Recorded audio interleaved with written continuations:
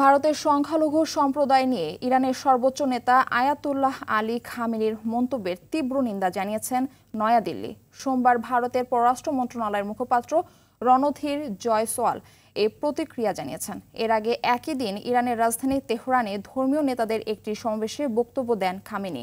সেখানে তিনি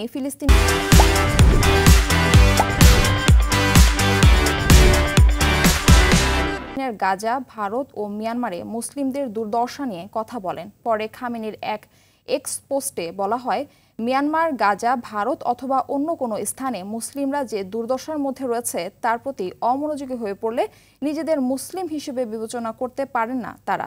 প্রতিক্রিয়ায় খামেনির মন্তব্যকে ভুল এবং অগ্রহণযোগ্য বলেছেন ভারতের পররাষ্ট্র মন্ত্রণালয়ের মুখপাত্র।